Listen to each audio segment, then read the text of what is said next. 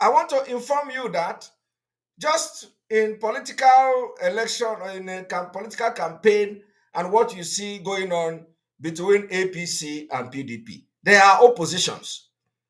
Okay? Any day Peter Obi talk good and jump back to Biafra, I will respect him for that. Any day Peter Obi jump and enter Biafra, I will respect him. Any day he jump out, I will deal with him, expose him. So it is just as simple as that. The same way they are jumping from one political party to another. The same way Peter Obi abandoned APGA, jump from APGA to PDP and become opposition to APGA. It's the same way Peter Obi will be opposition to me and to the entire Biafra people. So we are not going to, those of you sending me a message, I am sorry that I am going to come very hard on Peter Obi today, because he does not deserve a pity. He is an opposition to Biafra. There is no action, utterances, speech, activities of Peter Obi that somehow suggest that he is for Biafra. Peter Obi has openly admitted killing Biafrans. He even tagged us criminals. The same thing Soludo is doing is exactly the exact word Soludo used to describe Biafra is what Peter Obi is using today to describe Biafrans. And that's why I wanted to invite him to our program. But I know he will not come. So I want to tell you people, it is not to disrespect you, but I want to tell you this fact. The fact is that anybody talking about election in Nigeria while we are fighting for Biafra is an opposition. It does not matter what you want to say. It does not matter whether you say, oh, election will come, Peter Obi will become president, and they talk of Biafra. Until then, which is not even possible, because election is not going to take place in Biafra land. So I wonder how he is going to get the vote that will make him the president of a failed country. So I am going to address Peter Obi as an opposition person. As an opposition. The same way PDP will address him, the same way he will address PDP, the same way APC will address him, the same way he will address APC, the same way he have treated APGA, which Ojukwu handed over to him, the same way APGA people have treated him and addressed him in the public. That is the same way I am going to address him today. But one thing is that my own is different. My own is that I am going to reduce him. I am going to expose what you people don't know about him, because he don't know Nigeria. If you want to talk about Peter Obi, some of them, they say, Labour Party is this. All these things Peter Obi has been doing are all lies. I want to inform Biafrans today, and even those ignorant celebrities, so-called celebrities, supporting Peter Obi have deceived you people. Peter Obi have deceived you. And today you are going to see how he deceived you. This particular broadcast is going to take time. It's going to last maybe 2 hours or 3 hours. But you are going to know how Peter Obi have deceived all of you. What you don't know is bigger than you. And here we go. Here we go. We are going to go straight to the point. I want to inform Biafrans that Peter Obi have admitted for killing Biafrans and dumping their body in Izu River. Why the political agitators called Masob released a statement telling me, Simon Ekpa, that I should stop linking Peter Obi to the killing of Izu River. Masob said it. But today, Peter Obi have come to admit that he dealt with the Biafra agitators, he killed them. And when Peter Obi was boasting of dealing with the criminals, as he called them, he dumped their body in Izu River. And my question is, Peter Obi, who is a Christian, the people you call criminals and kill them, dump them in Izu River, is that how to treat a criminal? Even if they are criminals, Is that how to treat a criminal? Is that you don't respect God? You do not have respect for God creature. And you call yourself a Christian. You call yourself a Catholic. Is that how to I want you people to listen to this. Stranger than fiction, mind-boggling and horrifying. The words barely describe the sight that greeted residents of Amancia in Oka North Local Government area of Anambra State as 30 dead bodies floated in Izu River in the community. The river is at the boundary between Enugu and Anambra States, and the dead bodies were found at the old Enugu-Onisha road axis of the river. The corpses that could not easily be identified were suspected to have been dumped in the river Friday night by unknown persons. Natives of Amancia say that some of the bodies they saw had been swept away, while some were still buried down and would float later. Anambra and Enugu State Commissioners of Police who visited the area say investigations have begun to unravel the mysterious occurrence. Now, it is no longer mysterious occurrence. Peter Obi have admitted today that he killed Biafrans and he tagged them criminals, that he dealt with them in Anambra State. And all this while, we were trying to expose him and the idiotic and criminal Mossad members. They came to start defending Peter Obi, writing jargons. Simon Ekpa, stop linking Obi. Stop linking Obi with a Zuriva killing. Even when we are not Mossad members, we are fighting for any Biafra that have died. We don't need to be members of Mossad. That is who we are. If our leader can fight for Hausa people in the prison, what is too difficult for us to fight for our own? Whether you are, when all these things happen, when these whole things happen, I don't even think that we're anything like IPOB. Okay?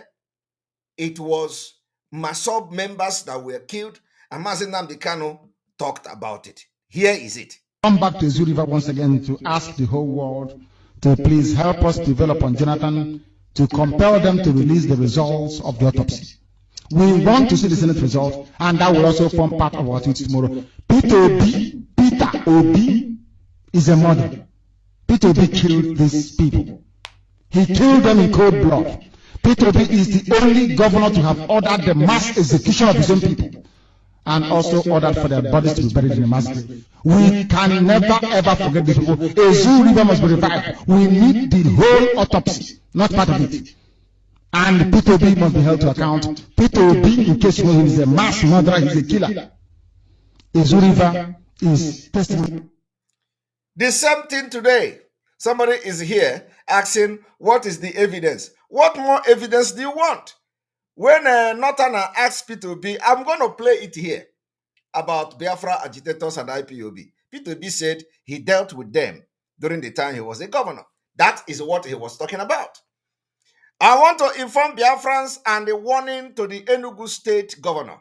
It has become another thing. You know, what they are doing, the Fulani are using them from one state. The crisis will come from Imo State to Anambra State, from Anambra to Enugu, from Enugu to Ebonyi, from Ebonyi to Rivers. Oh, it started from Rivers, sorry. From Rivers to Imo and all that, and Abia. So it is going. Today, it is in Enugu State. Enugu State governor has now ordered killings of Biafrans in Enugu State. And this is, he is about to go out to, that is Nigeria continue to be one. Today, Governor Ugwanyi have ordered the killings of Biafrans. Governor Ugwanyi have announced curfew by himself, 6 to 6. By the time we will begin to deal with Governor Ugwanyi, all of you, Nikompoop, will begin to complain and say, where is the evidence of Governor Ugwanyi killing Biafrans in Enugu State? Today, you are not seeing it. Today, you cannot call Ugwanyi to order until the Biafra people will get angry before everybody will begin to complain. Now, everybody is keeping quiet. And Ugwanyi is now ordering military to start killing people in Enugu Ezike. Enugu Ezike is now a battlefield. Before you know it now, it will escalate. And Enugu State will become another war zone. When trouble they sleep, Iyanga go there they wake up. And none of the people from the southeast are now asking questions and cautioning Governor Ugwanyi. Enugu State, Ugwanyi is now putting fire in Enugu State. Some of you, you have to call him to order. You have to call him to order. If he killed Biafrans, Biafrans will never forgive him. Now we are going straight to analyzing P2B, and what you don't know is bigger than you. One moment.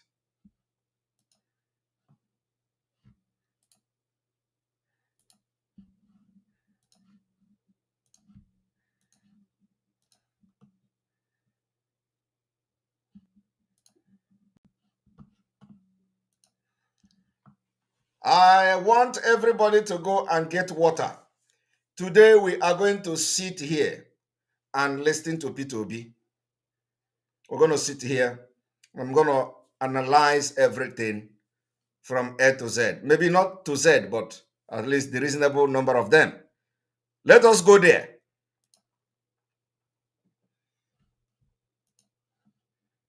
If you want to join us, you've got questions from our side, 0700 903 903 903. We'll take a couple of questions while we have this conversation. Okay, so let's delve into politics real quickly. You went to Egypt. That generated a lot of controversy, your trip to Egypt. What did you go do in Egypt? But it's unfortunate, let me tell you. Let me start by telling you, you see, when you vote people here, this is the only country I know that you vote people in, and when they become, say, local government chairman, governor, president, anything, the next thing they start telling you is what we saw when we came in, or start blaming the person they took over from.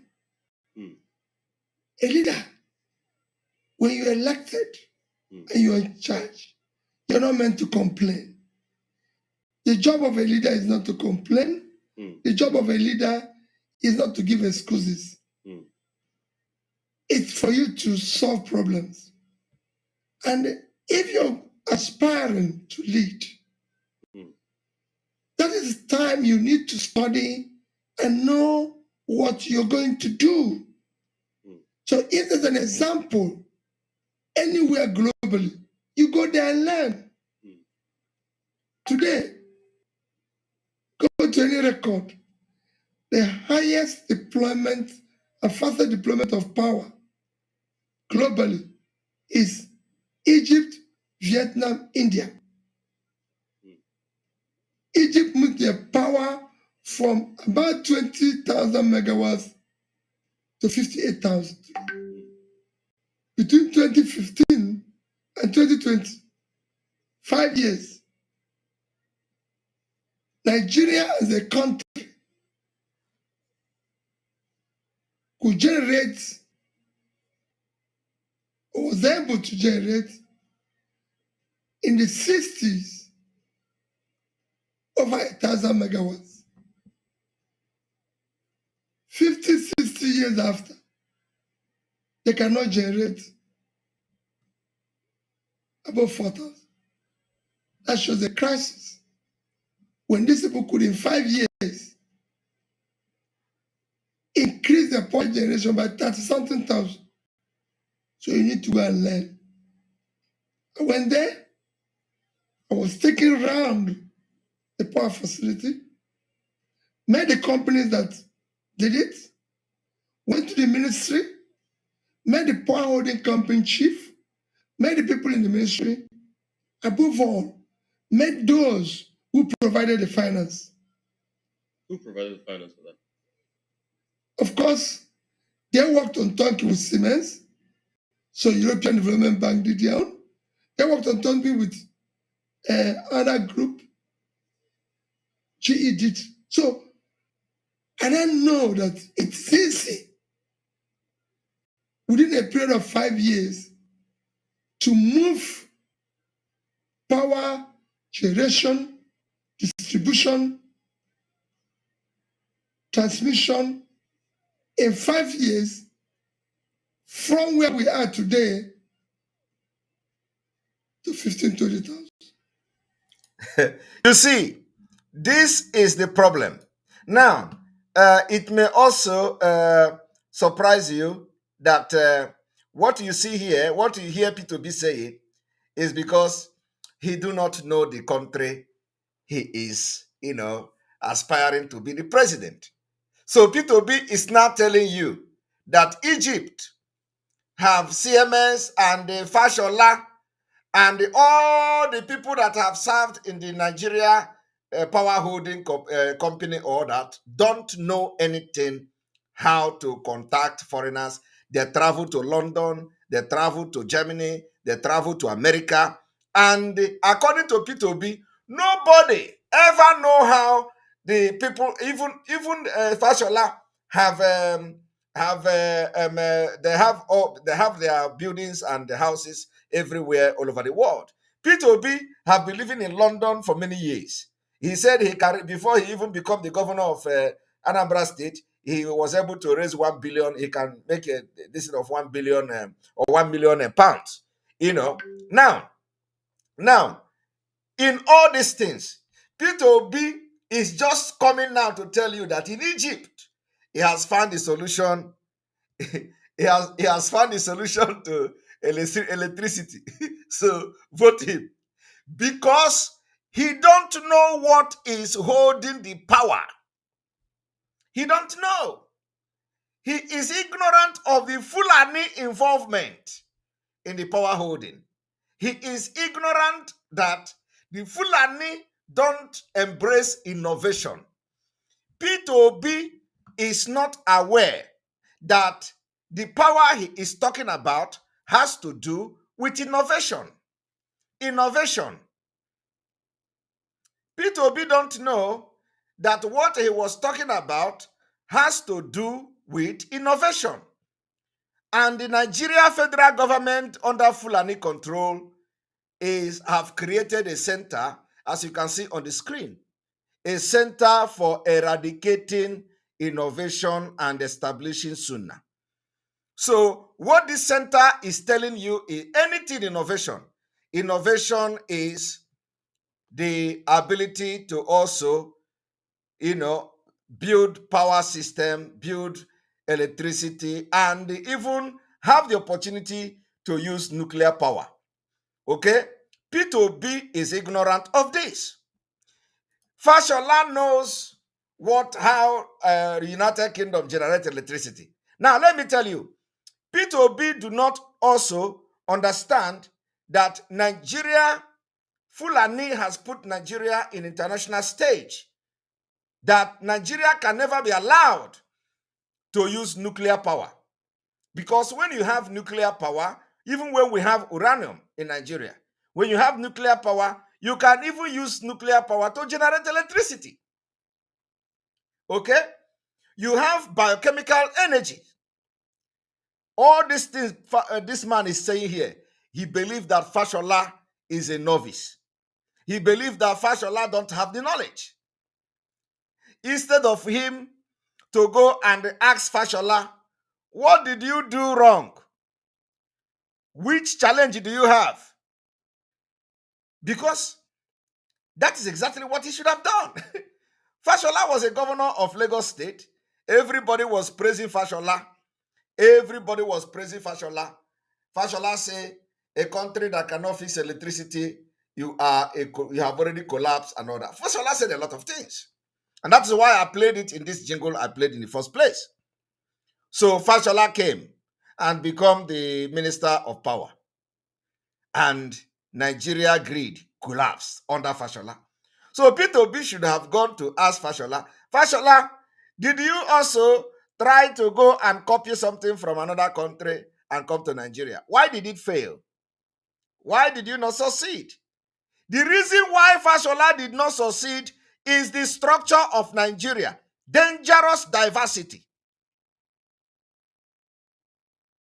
Dangerous diversity.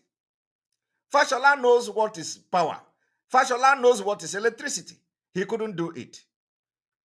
When you look at the performance of Fashola and P2B, I do not know which one performed better, but I believe that Fashola performed very well while in Lagos. Fashola performed very well. So, are you going to, when you compare Fashola and P2B, that time when Fashola was coming to become the minister, everybody was shouting, Fashola, hey, Nigeria is going to be this, Nigeria is going to be that. And at the end of the day, please, you people should stop distracting me. Please, very, very important. Do not call my attention on any comment. Do not call my attention on any comment at all. Do not call my attention on any comment. And we are going to restrict the comment section immediately. I don't want to be distracted here. Do not call my attention on any comment. All right. So, P2B should have asked Fashola, did you try to copy something? What did you try to change? What did you try to change and it didn't work? Who fought it? Where did you have the problem? It is not about going to Egypt and look for as if the power we just know what is power. As if electricity just started yesterday. So you have to go to Egypt where they have electricity. Egypt is the only country in Africa that you have to go to Egypt to ask Egypt, how did you get your own electricity? It is very laughable. Very, very laughable. Okay? It's very, very laughable. Because even Benin Republic, ordinary Benin Republic, Nigeria supply Benin Republic power. Benin Republic enjoyed 24 hours electricity. P2B could not go to Benin Republic. How did you manage to get power from Nigeria? Meanwhile, Nigeria don't have power. Tell us, how are you using this power? They say Nigeria is giving you power. Is it true? Is it true that Nigeria is giving you power? So that we know how Nigeria will be giving you power. Meanwhile, the people in Nigeria don't have power. These are the way, But let me tell you, the reason why P2B did this is because he is ignorant of what is holding power in Nigeria. And this is the beginning of the end, a failure. Now let us continue. But a lot of people are saying, why didn't you use local content? Why didn't you speak to people in power sector here?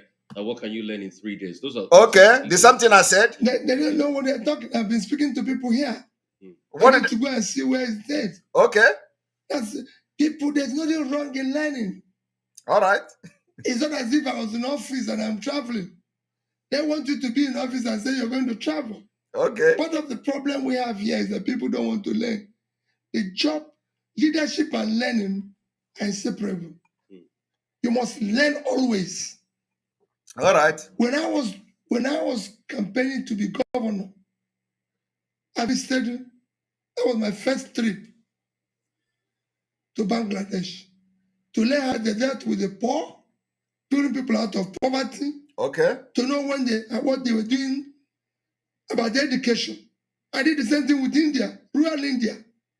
That's where I found out that while we go into office here and start building the governor's mansion, governor's offices, they were busy building rural roads. Okay. To give the people access to bring agricultural goods. All right. Ask P2B when he went to India and Bangladesh to find out that road network is also one of the economic power. It is the thing that boasts economy of any state. How was the road in Anambra when he was the governor of Anambra State? How was the villages? There are people that they don't even have road. They don't even have Kurota in Anambra State. In fact, since the beginning of Anambra, they have never seen Kurota in their rural areas. Ask P2B, that trip he went to find out that road will help to boost the economy and bring people out of poverty when they are able to transport their goods and all that. Anambra Road today have become the worst in Southeast. And so if Peter Obi have built any road in Anambra, will you, and quality road, or not just doing road, or quality road, how many years did he, have he left office? The road should be, the road should still be motorable if he build any road at all. But every governor that have come will for every governor that have come after Peter Obi have constructed the same road. Peter Obi graveled, when they put gravel, they put what we call korota. They put korota and they collect billions from it. So ask Peter Obi, he went to Bangladesh and India. Go back to when he was the governor and check Anambra rural area. How many roads did Peter Obi build? It's all scam. Scam. He could not even build the road in Anambra State. And he left 7 billion in account. He saved 7 billion, according to him, he said 7 billion naira or so. He left with 7 billion, just dormant. But Anambra people don't have road in their rural area. So tell me, how does that change and bring Anambra people out of poverty, especially those, the poor people in the villages that could not transport their goods easily to sell, or that the people could not penetrate, come to the villages and buy their goods. It doesn't work like that. Anambra, he could not build the road. This road in Anambra is in a mess. Go there today and see.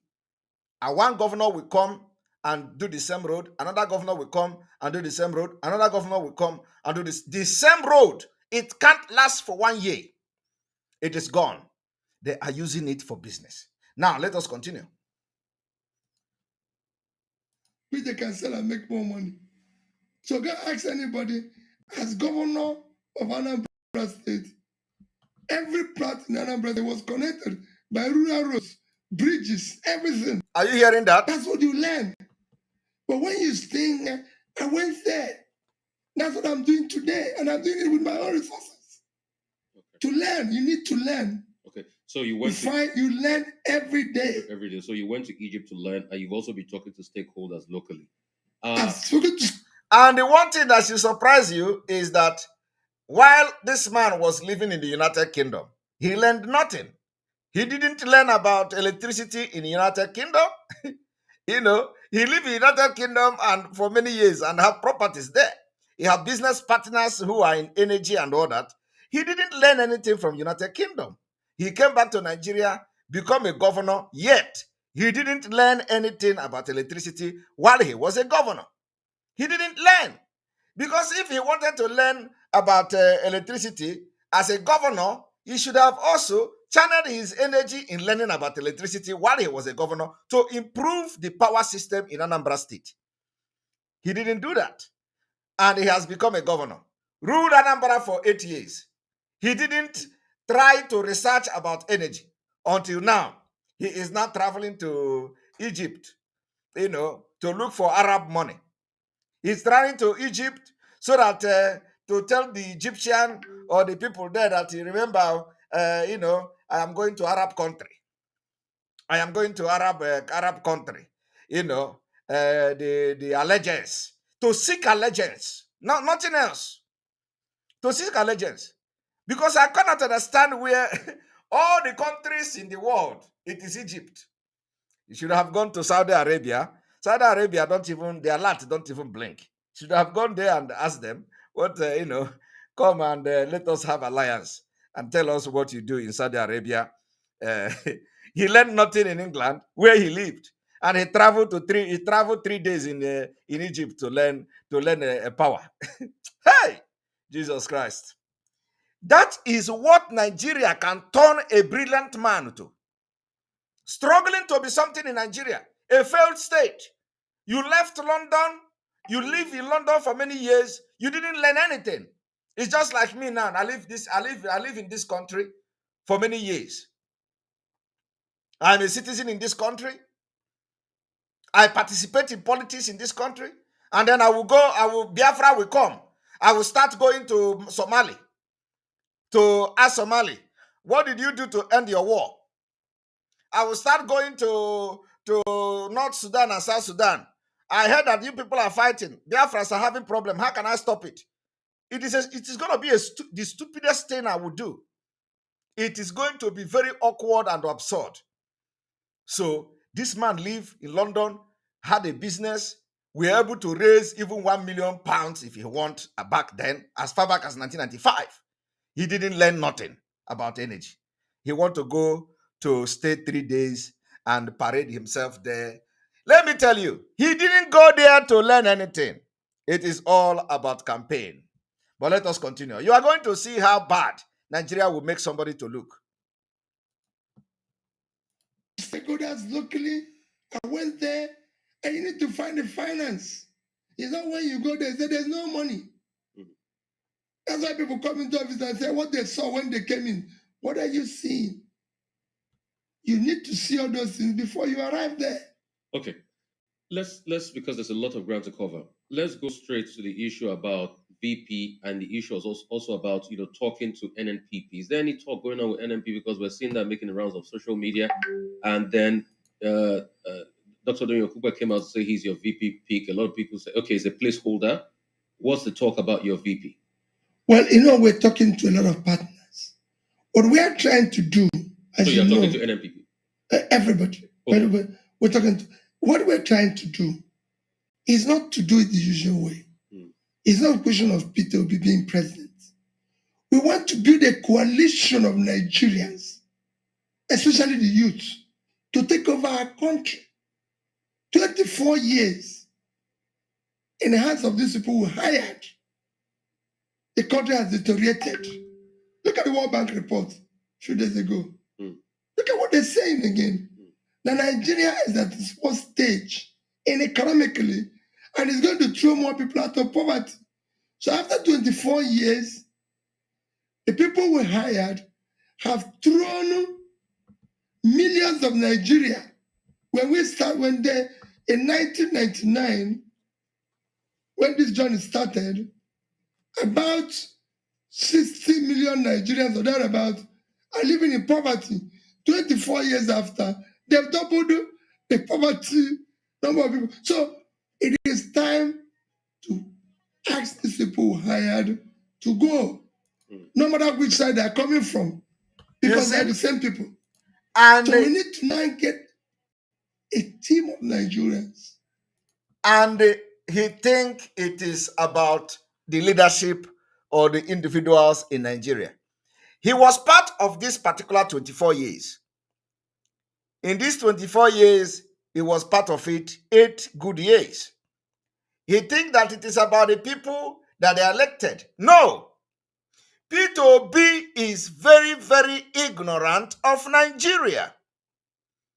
If he is not ignorant of Nigeria, he should know that the system cannot even be governed, and you have progress. You should understand that the system was built in a very fraudulent and incongruous way that it can never progress. Peter Obi will not tell you how he is going to change Nigeria when Kano State have like 40 senators. He don't know. He cannot tell you how he is going to control the National Assembly. He is talking about the youth. Peter Obi have no single structure of this political party in the northern Nigeria. You are going to hear it from here. Some people who are ignorantly following Peter Obi, especially the Biafra people who are ignorantly following Peter Obi because Peter Obi is an Igbo man. You are not just, you are a tribalist. You are just supporting Peter Obi, 1, out of ignorance, 2, out of tribal coronation. Because you don't believe in Nigeria even. Peter Obi believe in Nigeria, dragging you that doesn't believe in Nigeria, dragging you that is supporting him just because he's an Igbo man. And why he is not going there as an Igbo man? He is going there he's not even going there. He is contesting as a one full Nigerianist. Why you that is supporting him, you are not even a full Nigeria. You are half Biafra because your leg is in Biafra movement. One other leg is in the Nigeria election. So Peter Obi's 2 leg is in the Nigeria election. while your own is half and half. He dragged the other one leg with you to go and vote him. And you are shouting and constituting nuisance, distracting our Biafra movement. P2B knows nothing about Nigeria. And you are going to see it from here. Don't worry, we just started. The youth, civil society, everybody together and say, let's come in and work together as a family to take back our country. So P2B is not going to be your usual president where you stay one president and giving order. We want to build a coalition to save our country because they've run it aground. Right. So I also want to talk about you to address this. A lot of people say, yeah, Peter Obi is just always making comparisons. That what is his manifesto? Okay, now you've gone to learn about power in Egypt. Listen. What will be your power plan? Okay. What will be your plan for subsidy? Nothing. What would be your plan for debts? Nothing. Over 40 trillion in debts. So it's more. In more and even more. So what would be your plan on all of these things? They want, your fine. I've talked about my plan in debts as president. Now, let me tell you, this is one of the important questions about subsidy. P2B is very, very dubious here. P2B knows the power that controls the subsidy. You know, when this present government came, they were shouting, Jonathan, subsidy, subsidy this, subsidy that. So, and they came, they say, oh, we didn't know that it is like that. So now we have come, we have seen that it is like this. So the power that control this fraudulent and the scam subsidy is as a result of the dangerous diversity. Biafra can never have a country, Biafra as a country can never subsidize fuel.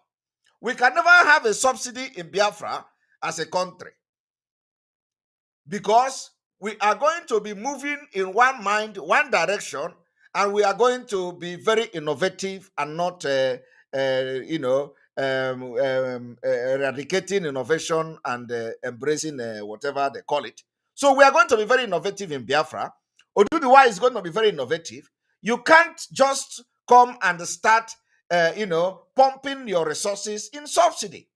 So P2B knows the scam of subsidy. And not only that he knows the power. That power that controls the subsidy is the power of the diversity. Because the people that makes the decision and the people that influence the subsidy are from the north. And P2B knows this very well. And those that are benefiting from this subsidy are the people in the United Kingdom and their partners. So P2B knows very well. I want you to listen to how he dubiously addressed this particular issue of subsidy. Now watch. Power in Egypt. What will be your power plan? What will be your plan for subsidy? What would be your plan for debts? We've got over 40 trillion in debts. So it's more. In more and even more. So what would be your plan on all of these things? They want, your fine. I've talked about my plan in debts as president, which we're going to do by a coalition of third force. Nobody will borrow for consumption. Even if we have to starve. Are you hearing it? Every borrowed funds will be invested. And it has to be transparent. When people talk about my manifesto and my this, I have done it somewhere. I don't need to go and start putting glossy papers. Where's your manifesto? Okay. Is there a document? Is there you've done it somewhere? Okay, you've done it in Anambra State. Simple. We like glossy papers. Are you hearing that? P2B is telling you now that his manifesto is the manifesto he used, is the way he governed Anambra State. P2B manifesto. All of you that are following P2B, his manifesto is the way he governed Anambra State. Igbo-speaking state, 100%. A state that doesn't have Sharia law is the manifesto he used to govern a state that does not have nomadic cabinet, a state that does not have Malami, a state that does not have the military under the control of Fulani, Anambra state that the local government don't have any single Fulani man as a chairman, Anambra state that it was being operated under secular law. Peter Obi, now when you ask him about his his manifesto, he don't have manifesto. Peter Obi, who believe in paper, who believe in numbers, who believe in practical, when it comes to manifesto about Nigeria, he don't have it. He tells you people believe in paper. Meanwhile, every single thing Peter Obi have done, every argument when it comes to economy, Peter Obi will tell you it is paper. Peter Obi will calculate how many percent that you have lost. All this percent is in paper. Peter Obi will calculate how much he left in Anambra. Everything is in paper. Peter Obi will calculate how he sold the governor's lodge in Abuja. Everything is in paper. Peter Obi will tell you how he went with Bianca Ojukwu to go and buy something, and after buying it, he went to buy suit for $3,000. He bought 200 own. He gave the balance to Bianca Ojukwu. So for that reason, he is not a stingy man. But that one is also in paper, because he referred this particular interviewer to what Bianca Ojukwu wrote. He said, "Did you read what Bianca Ojukwu wrote? Go and read it. I am not stingy. It is in paper." When it comes to the manifesto of how this man, who is very, very sensible, is going to rule Nigeria, he said he have done it in Anambra. I want you people to understand the difference between Anambra and Nigeria. The margin between Anambra and Nigeria is like from here to Australia. They are just pole apart. You want to govern Nigeria the way you govern Anambra. How have you considered the Sharia law of the 12-state Sharia law in the north? Have you considered that the Sharia people will always want whatever decision you are going to make in Nigeria, let their own interests be protected first? And do you know what we call it? We call it the dangerous diversity. So how have this particular manifesto of Peter Obi in Anambra State going to solve Nigeria problem? Ndi Okoko, Umu Abanshi, have you seen it? He do not have manifesto because he knows that the only reason why he is in this election is to draw you, Okechukwu and Okafor, to say, oh, Igbo man is contesting the election as well, because they know Nigeria is going down. They know we are going to divide Nigeria in 2023. So they are pushing him. Just go. Just make noise. Let celebrity, call them third force. Call them third force. Celebrities, let them make noise for you. This man do not have even one single labor office in the north. Are you aware of that? You are going to hear it from here. You are going to hear him say there is no structure in the north. You are going to hear him. He is asking people, taxing youth to start the movement in the north. He don't have any. Yet, ignorant people are saying, Peter Obi, and you have fallen for the scam of the British. The only reason why this man is in this campaign is just to put the Igbo relevant, to say, okay, they contested for the election, so now you lose the election. Because, the people that are going to win the election they already have them. Article. It doesn't matter whether this election take place or election don't take place. Atiku is already the president. I am telling you the fact. Not even Tinubu. They have left Tinubu. All of you know how I came here to expose the video where they went to meet Atiku. All the APC from senior president down, all of them, after they gave Tinubu ticket, they went and meet Atiku. And today, the senior president has decamped. And as he's decamping, not all of them, they are going to divide themselves. Part of them will decamp now. Part of them will still stay with APC. And they will be destroying the APC. They will be destroying Tinubu from within. That is how it is done. They will destroy Tinubu until at the dying minute, bam, they will move to Atiku at the dying minute. And then the North will vote Atiku, and Atiku will become president. And Obi job is to make Ndi Igbo relevant in the election, nothing more.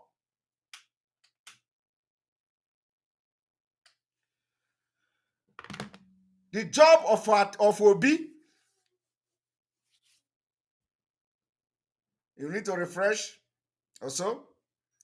The job of Obi is to make Ndi Igbo relevant in the election. So now let us continue. This is a simple thing. The country have few issues. You're not going to go. It's not rocket science. We have problem with the education. Your human capital is too low. We are 152 over 158 in Human Development Index. Manifesto. So you have a problem with the education. Manifesto. Fix it. He is answering manifesto. Yeah? How are you going to fix it? Okay. Of course. Go to Anambra State. Okay. Again. That's the typical example. Again. We took education. Again. 26 number one. He referred you to Anambra This is State. an example, or it's not by listen. You have poverty problem. You need to put people out of poverty. He referred you to Anambra State. Again, go to Anambra State. Tell P2B that Anambra State is not federal government of Nigeria. You see somebody who is dragging you into making noise on social media. He is telling you that he has done it. He is going to do it the same. Did he also consider that Northern Nigeria have a different system? And that system is the diversity. How is P2B going to deal with that diversity? That is what we want to know. Okay? Let it be in black and white. Everything we do. In fact, one moment. I am coming.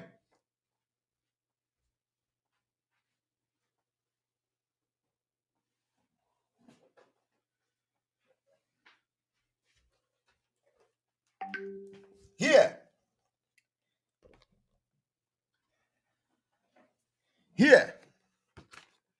is my country, our manifesto. Here. Our manifesto is here. This is our manifesto. This is our manifesto. I want those who want to read it. This is our manifesto. What we are going to do, how we are going to do it, and we pass the law and we pursue it, and it will be implemented into the system. This is our manifesto. So is it after me living in this country, participating in politics, I will now go to Biafra when Biafra come, and I'll be running to Sudan. I'll be running to Egypt. Egypt, come on. How do you do this thing? It's a shame. This is manifesto. And for those who can understand Finnish, Alena Katen, if you can you are here. If you can understand, for those who understand Finnish, this is manifesto of our own how to lead this country and make this country the best in the world. This is it. This is it. This is till 2030. Look at it. Let me show you. Look at it. This is, let me show you here. This is it. Look at it here. Look at this thing here. 2030. We have manifesto till 2030.